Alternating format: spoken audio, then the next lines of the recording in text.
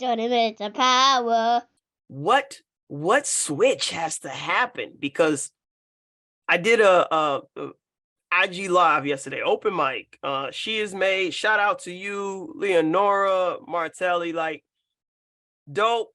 Created a space to share, and I share my truth. And my truth is, I was molested by a member of my family, and then again by a member of my church. And so that's my truth. But I understand that I'm not the only one that this stuff happens to. I'm not. Welcome to Top 30 Minutes of Power, a podcast dedicated to encourage, educate, and inspire godly women to pursue their passions. With hosts Jori O'Neill and Nicole Salter. Thanks for coming. Let's get ready to power up. There are so many things that I learned after I shared about folks in my own family. Candid conversations were had. After I shared my experience, I had people like reaching out like, hey, you know, that happened to me. I'm like, well, why you ain't tell me like 20 years ago? So like, you know what I'm saying? Like we could have got through this healing process a little faster. Embarrassment. Not palatable, not a conversation that you're going to have, not even with your mom. That's what those things were. And 50 years ago when it happened to me, there was no way I could tell my mom. She wasn't going to understand that. She wasn't going to understand that. And the person that did it to me, she never would have understood. So it was like, I'll keep this. And then one day, I had to forgive that person. That made me be able to, and I think this is what having the trauma of another person creating trauma putting trauma on you, that if we truthfully forgive that person, the word you used earlier, control, we will let them not have control over us anymore. You don't have that control anymore. I took it back. And it's not a bad thing. It's not a bad thing to take it back. You can feel that relief that comes over you when you go to that person and say, you know what? I forgive you. I forgive you. And I'm gone. This is over with. Oh, it's done. It's been one. I'll see you around. And you can still say hello. How you doing? You could even laugh and break a meal with them. If they're there in the room with you, you're not going out your way to have a meal with them. But that's revolves all the way back around to the trauma aspect of things and being able to lift ourselves above the traumas that's in part of our lives, I think. I think you brought up something powerful because I had suppressed that things had happened to me for so long. I mean, like, I got really good at like lying to myself and hiding things and using these coping mechanisms. Everything was a coping mechanism. When I first started telling jokes and being funny, it was from a pure place. It was just, I like making people laugh. Like, I enjoy it. And then it turned into, this is a way for you to never know who I really am. This is a way for you to never know the things that hurt me, the secrets that I have, the experiences that I have that I am absolutely embarrassed by. Like, you're never going to get close to me. This is how I keep you at bay. And part of me growing in my walk with God was uncovering that shame and really bringing it to light and saying, okay, well, this has held on to me for way too long, and it's controlled way too much of my life. How do I get rid of this? And no one coaxed me. I wasn't in therapy. I said, well, I think I'm going to write a letter. I'm going to write a letter to my abuser and I'm going to tell them that I forgive them. And so I wrote the letter and I sent the letter and I was like, whew, that was fun. Not. Because it's like, but when you sent that letter, it was no longer on you. It wasn't, but I wasn't expecting what happened next. I wasn't expecting the phone to ring. I wasn't expecting them to apologize. I wasn't expecting them to share that they had also been molested by their sibling for years. I wasn't expecting them to reflect and change the way that they moved and to truly repent. Like, this was like, I don't want this anymore. You caused this, take it back.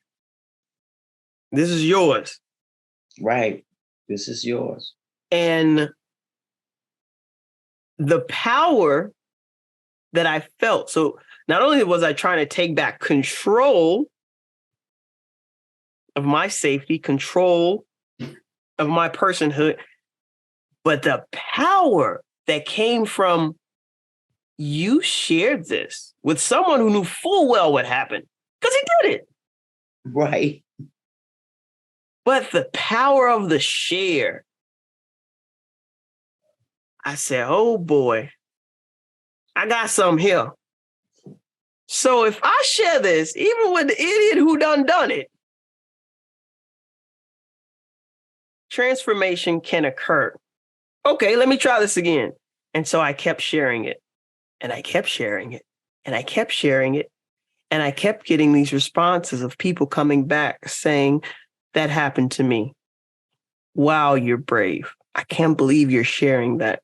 To the point where last year I did a talk at church, and one of the young ladies, I just sat down. I saw a young person. I say, here, take my phone. I need you to record me on the stage.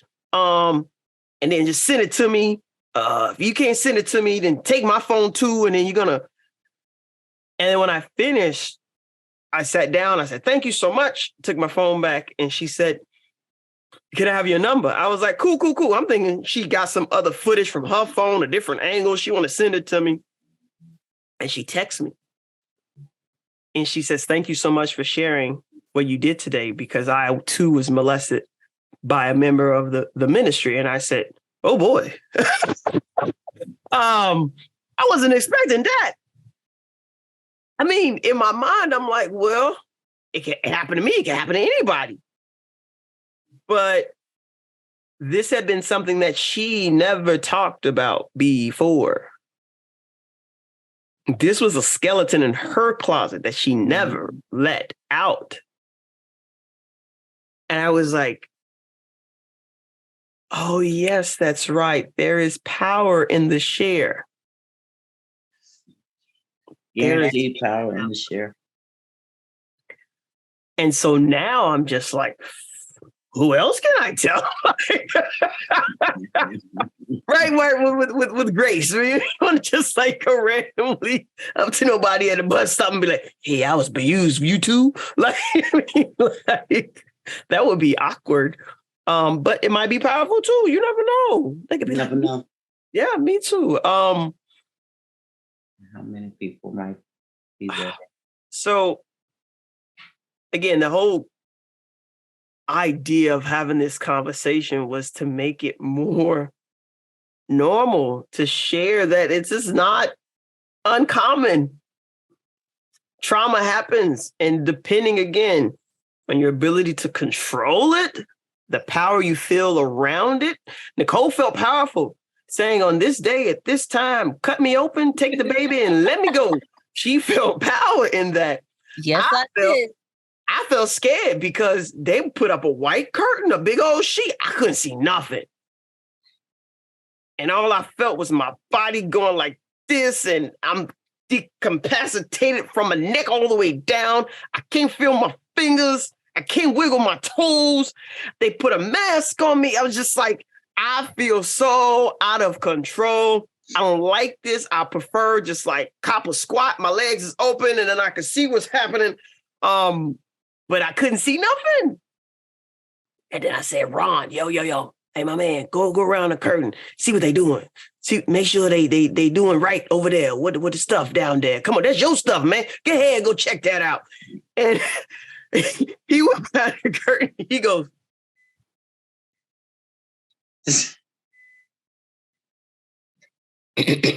and he comes back and then he just starts stroking my face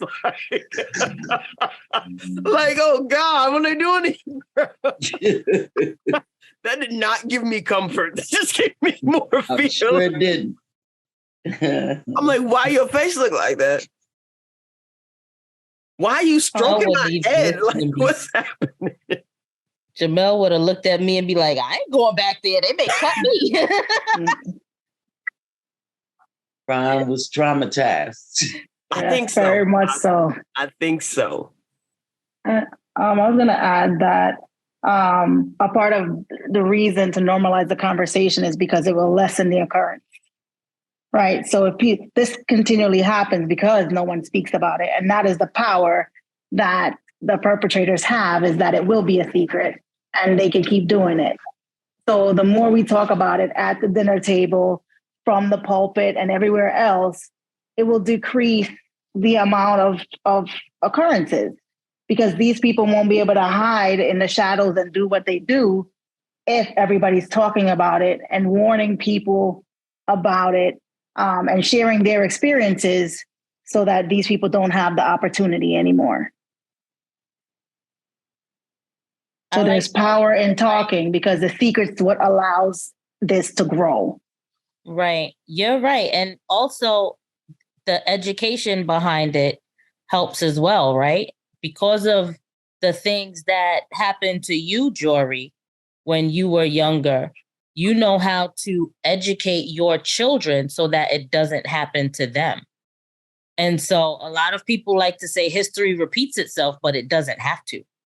If you educate your children, and even if whether you feel comfortable speaking to them about what happened to you or not, but simply educating them on what happens at certain stages in life will give them the power to say, no, move your hands. Don't touch me. You're too close. Back up. You know what I mean? And so just simply having that a talk and educating them on different things that we can and cannot do will also minimize those traumas that can happen. So I want to shameless plug. History will not repeat itself, but history determines her story. Go ahead, pick it up on Amazon today. Throw that plug out there. But real talk, and again, you talk about being judged as a parent. I think my kids were like 2 when they first started like really getting language. And I was like, this is your penis. This is your vagina. No one's allowed to look at it. No one's allowed to touch it. You say it with me. Penis, vagina. And so then when my mother-in-law would give them a bath, she's like, do you know what your kids are saying? I'm like, I know exactly what they're saying. Because I taught them to. Because when they come, we're not, this is the wee and my, no. Nah. This is my penis. This is my vagina. Nobody's allowed to touch it. Nobody's allowed to see it. So even when we go to the doctor and the doctor's trying to like check them out and everything like that, as soon as they like touch the anywhere near their like pants or their drawstrings, they look like, what? And they look at me like, and I said, the doctor's going to check out and make sure your genitals are fine. Make sure mommy and daddy are being safe. All right. So let them go ahead and do what they got to do. And then they're looking like, all right. Because you're not supposed to touch my penis or vagina. Those are the rules. It's funny. The rule for us is, and the doctor is the one that started it, I can only look at it if mommy and daddy is in the room. I can only, and we're the same way where we use medical terms to describe our body parts.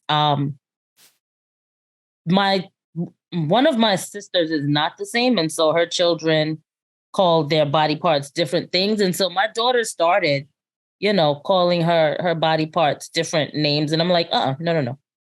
this is your vagina, that is your penis. And whenever you take a shower, this is what you wash, this is what you wipe. You know what I mean?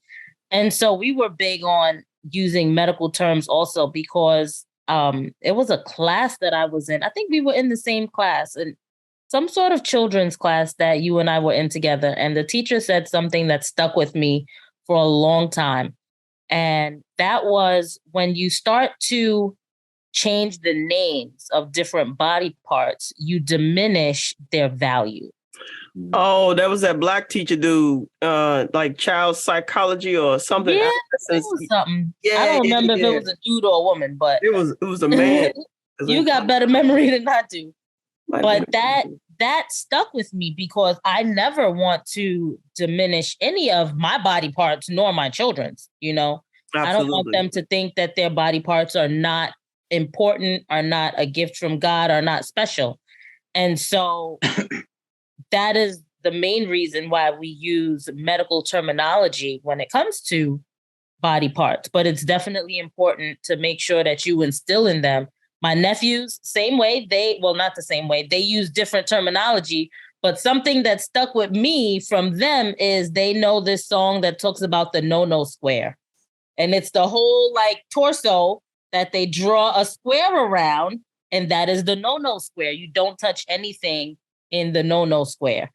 And so I thought the song was really cute. Although we use terminology when we're speaking of specific parts in the no-no square. I thought the song was really cute, and it helps my children too. Do you guys let your children call like everybody auntie and uncle, like friends of the family, so on and so forth? Because I think there's a big issue with that, because we teach them to trust these people. That's so-and-so, they're in the household, the clergy people, all of that as well. This is uncle so-and-so, everybody's uncle and auntie. Everybody's not uncle and auntie. So if you're a person that needs to be respected by my children, you're a miss and mister. If you are like you fam, I don't make friends, I make family, right? Like Nicole's my best friend, but she's also my sister. Like that's fam. So she's safe people. I know she's safe people. So she's auntie. Yes, Auntie Linda, you are Auntie Linda. Yes, you are a safe person too. Yes, very much so. But again, I can only speak for me. God has blessed me with the spirit of discernment. So if I feel like you are an unsafe person, you're not Mr., you're not Mrs., you're just who you is, and you probably ain't coming to my house. Right. I'm point blank, period. It's not happening. Fool me once, shame on me. Don't touch my children. I will come for you. And that's because I think so many people also don't warn their kids, because you think as long as this has been going on, that it would be less, and it's not, right? So I don't think kids are being molested at less or lower rates. I don't know the statistics than they were in the past. So there has to be something that's not happening. So it's like people still, or kids still, are taught like it's going to be some stranger on the outside that's going to do something to you, and not family members, not cousins, right? I don't think kids are warned about their cousins, they're the ones with the sleepovers, and they're the ones that you hang out with, and they're, especially in the Black family, right? Cousins are like your siblings, right? And so you are taught and raised with those relationships, and that's, I think, where a lot of the abuse occurs, is because family members aren't watching what the cousins are doing with each other, right? And so I think those dynamics still have not changed. Nicole, I can only speak again for me. I live in New York. My entire family's in Chicago. There is no cousin sleepover. I have 4 kids. They sleep over with each other. That's enough. Y'all good. Nobody coming here. Y'all not going nowhere. If we go to a cousin house, we all going to the cousin house. And when I leave the cousin house, we all leaving the cousin house. My kids ain't slept over none of their people's houses. I've flown humans to my house to watch my humans. But they don't go to nobody else's house and sleep unless mommy and daddy is also there sleeping. I can only speak for me. My TT can attest to this. I have flown her to New York multiple times to watch my shorties when we left the country. Why? Because my shorties ain't going nowhere. They ain't going nowhere. They ain't going nowhere. They're going to stay here in their house. If we go out of town and we have friends, like people, like their godparents, the humans that I have signed a piece of paper that says when I die, they yours, they come to this house and they watch my kids. Right? But nah, I'm protective over two things in life. Three, if I'm being honest. The first one, our relationship with God. Protect that joint like nobody's business. Second one is my family. My family meaning my husband and my shorties. They all my family. Very protective of my family. And the third one, if I'm being honest, I protect my money. I protect my money. And time is money. You're so funny. And when Jori was a little one, they all came to my house. They didn't go anywhere else. They all came to my house. I had a house full of children, and I didn't have one. My son was grown, but I had all the kids on the weekends. And I was very protective of them too. Some things happened that I didn't know about at the time, but I would have killed a brick about them. None with me. The only crazy things that occurred was we found her gun a couple times. That was fun. Oh my God. But no sex, no hanky panky. We was good. We was just, we ate a lot. We ate out. Doing hoodlum things. We were hoodlums. Different type of trauma. For me, but I think kids need to be. Sorry. Go ahead. Oh no, that's okay. For me, my kids do not call everyone auntie and uncle. They call the people that I know, love, and trust auntie and uncle. Everyone else is Mr. and Mrs. My children do sleepovers now. When they get older, that may change. And the reason I say when they get older, that may change is because now that they are in single digits, parents are very protective over the parents that my children sleep at. Those particular parents are very protective over what their own children are allowed to see and exposed to. And so there is the girls, they only go to same-sex sleepovers. My son will have boy time and he'll go to a sleepover with only boys, where maybe mom and grandma are the only females in the house. And, the boys occupy one room and they stay in the room. And same with the girls. My daughter goes to only girl sleepovers, and the parents are very particular in what they allow their children to be exposed to. Now, when you get older, that starts to come down a little bit. You're not as protective. You're not as helicopterish where you're like, what are you watching? What do you listen to? What are you doing? You know what I mean? And so when they get older, that might change. There may be a lot less sleepovers just because when you get older, you feel like, you need your privacy and you can stay in your room and have the door closed. That's the rule in my house is we don't close any doors. Mommy's the only one that closes doors. Nobody else closes doors. And if you close the door, I want to know why you're closing the door. And if you're naked, you should have been in the bathroom or in the closet. You know what I mean? I'm also very big on talking to my children. And so I kind of sort of become a detective when I'm talking to them because I want to know what you ate, when you ate, who you ate with, who was on your left, who was on your right, who was in front of you, who was behind you. You know what I mean? I want to know who you slept next to.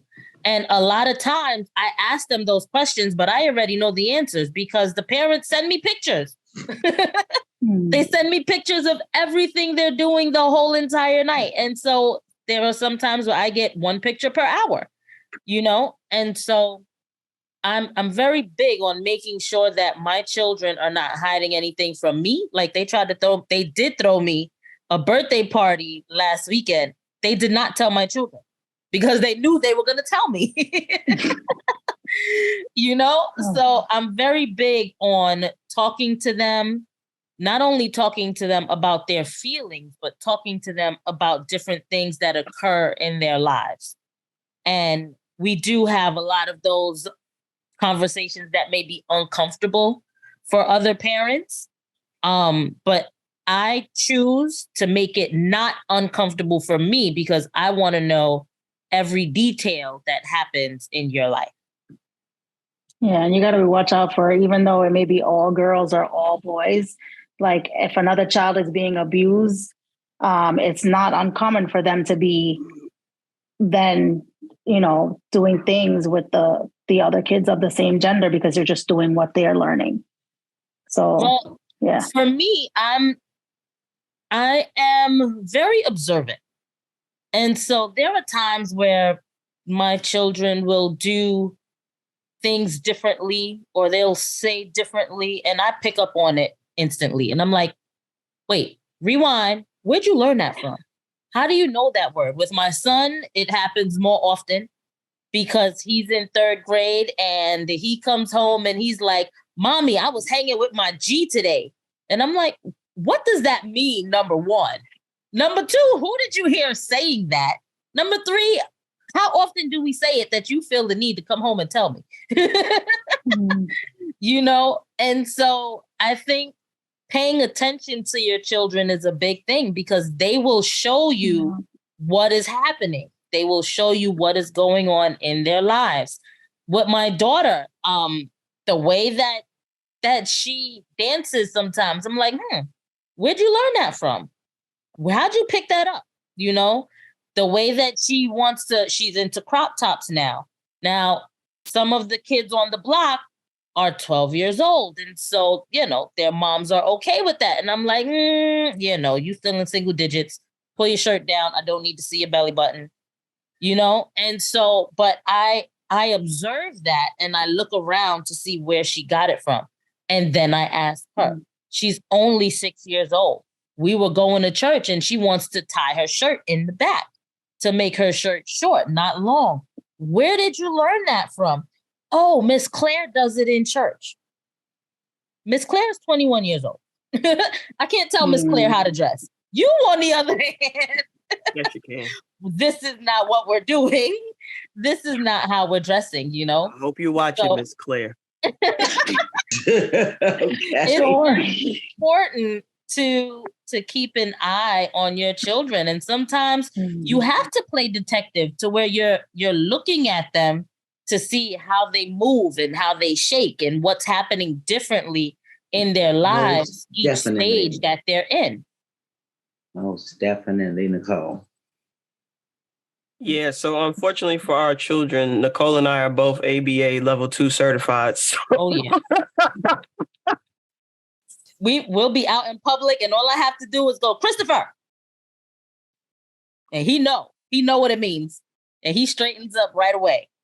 I think a mom is one of the most detectives in the world. A mom is a natural detective. Yep. Mm-hmm. And going back to what Kealia was saying earlier about like not embarrassing the family. Every time we go out, my children know you better be on your best behavior because if anybody say something to you, when you get home, it's a wrap.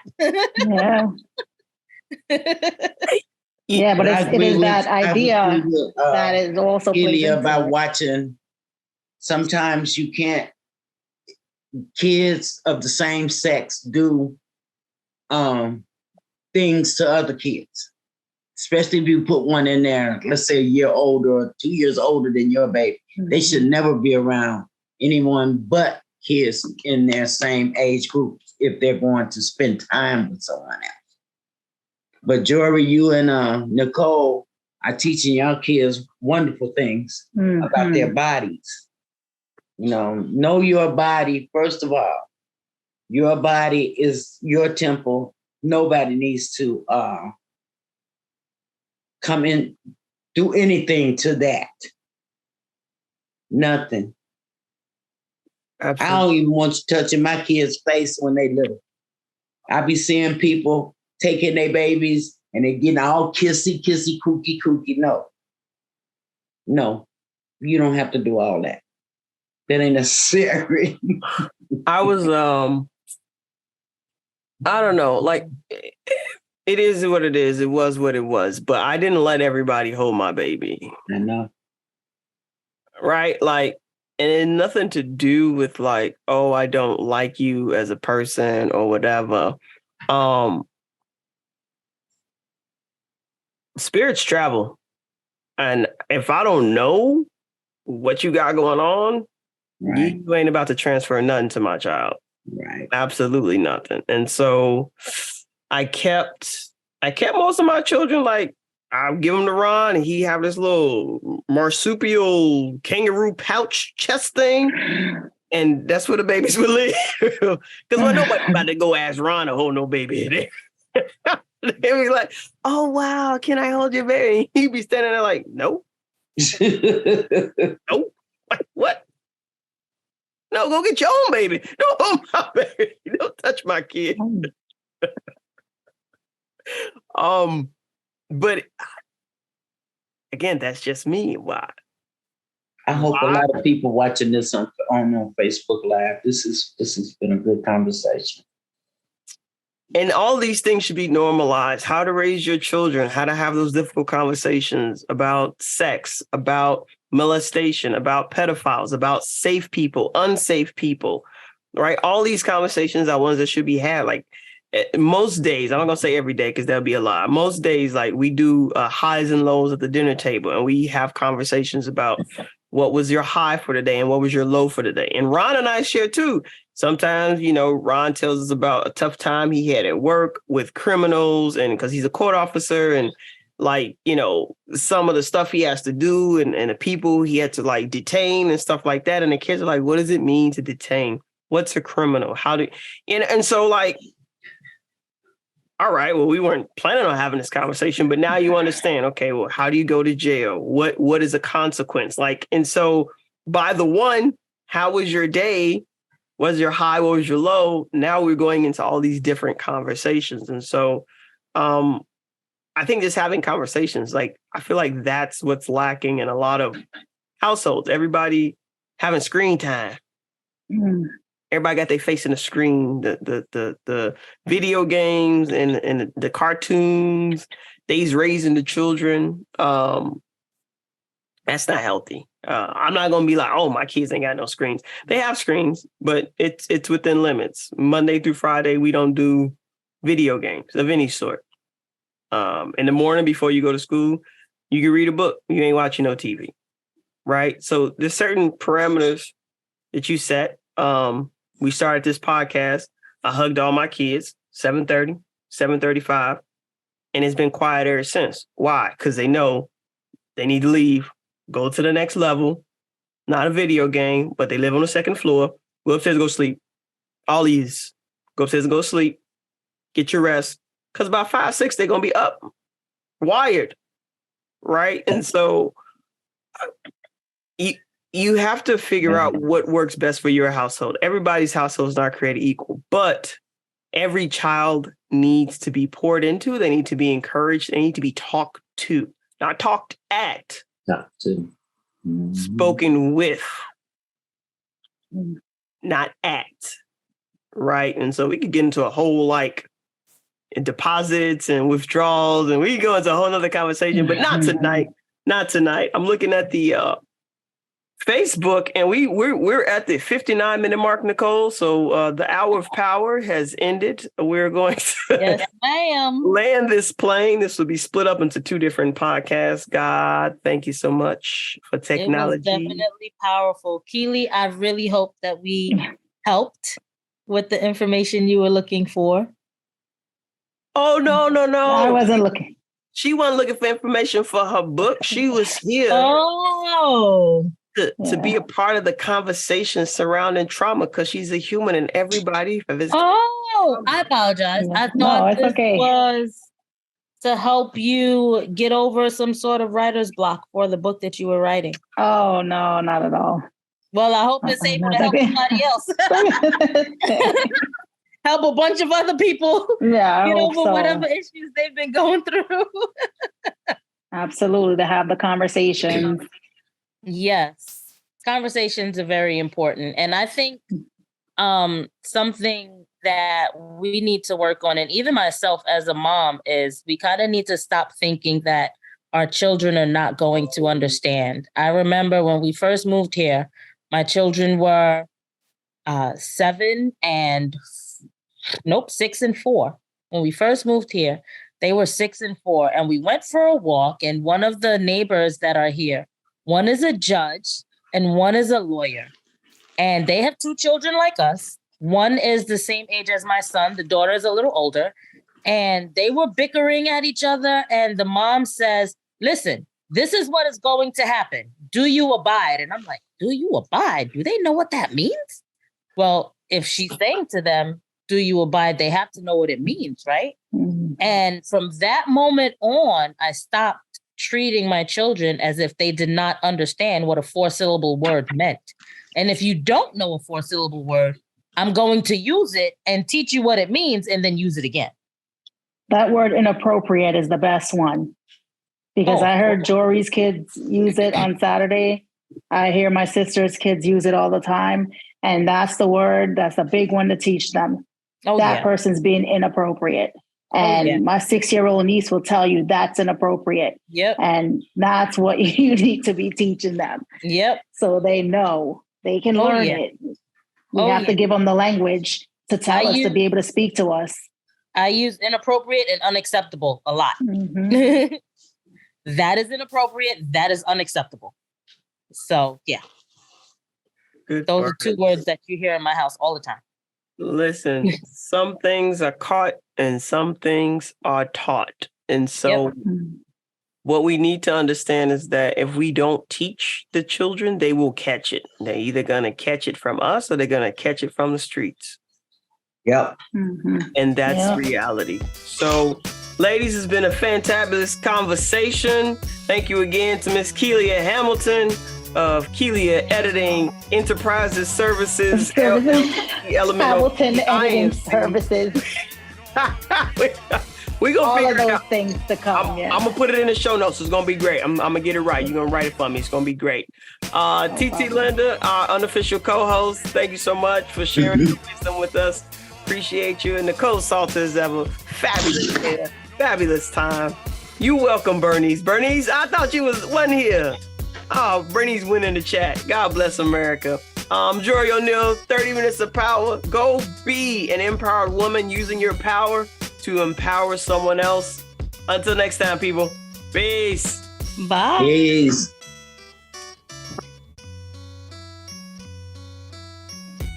Thank you for listening. We pray you have been empowered by the message. If you'd like to be a part of the conversation, join our free Facebook group, AZ Iron Sharpens Iron. Every Monday, 7:30 Eastern Standard Time, meet us back here for another session of empowerment.